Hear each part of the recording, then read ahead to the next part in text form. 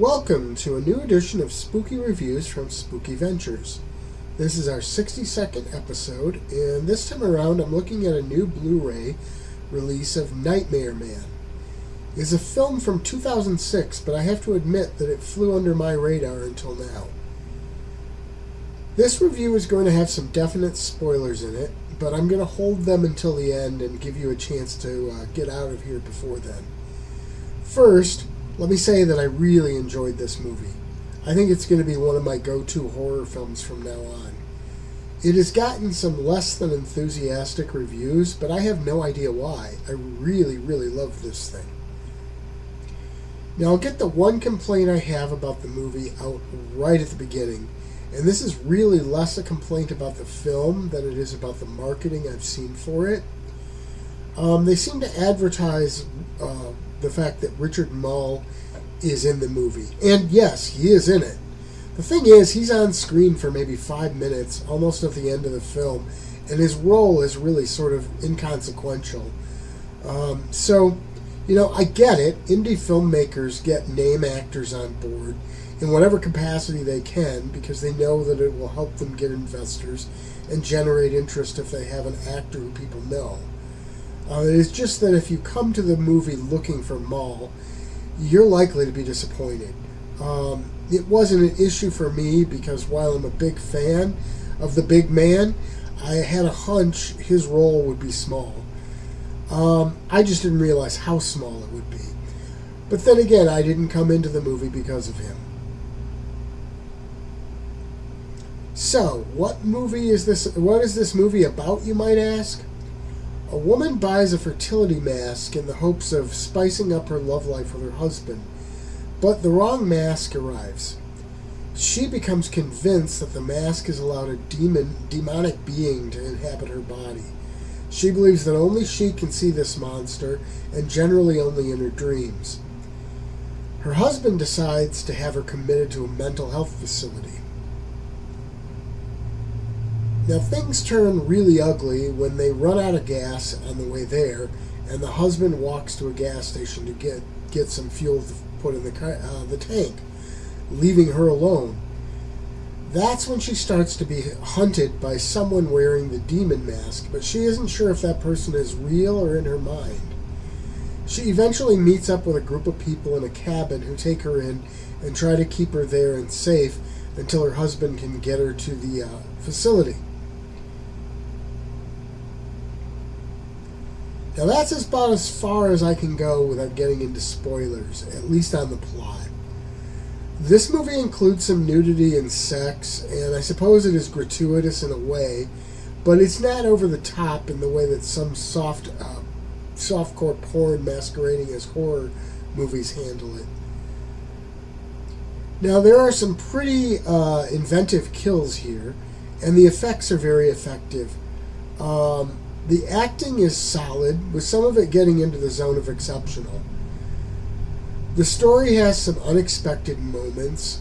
Hearing about the movie, I thought that it might be similar to the Nightmare on Elm Street franchise.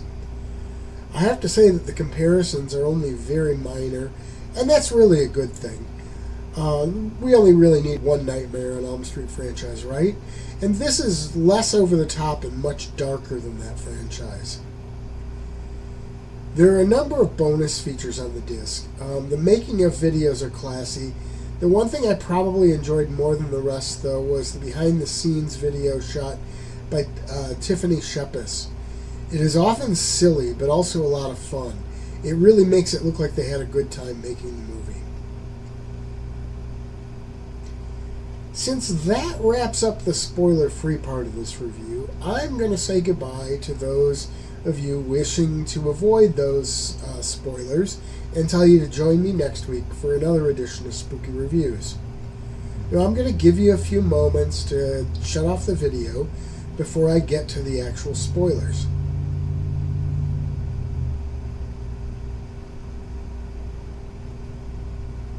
Okay, if you're still here, I'm assuming you are okay with spoilers. Personally, they never bother me, but I know a lot of people get pretty upset about them. So I'm even giving you these few extra moments to get out of here if you're among that group. on with the spoilers. I got the idea early on that the husband was basically gaslighting his wife so that he could kill her. So, when it was revealed that the guy in the mask was actually working for him, I was really not surprised. I mean, I had thought it was the husband himself, but the basic premise was still the same. So, at that point, I was sure that she had been convinced that she was crazy and seeing that and that she was seeing that entity. I thought that maybe the pills were designed to induce hallucinations, thereby intensifying it.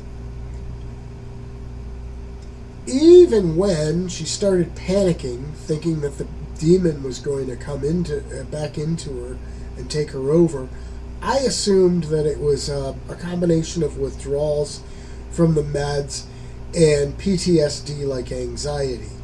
So when it's suddenly changed to an all Evil Dead type supernatural possession movie, they really got me. I mean, it was a combination of shock and sheer joy at being surprised by a film I thought I had figured out.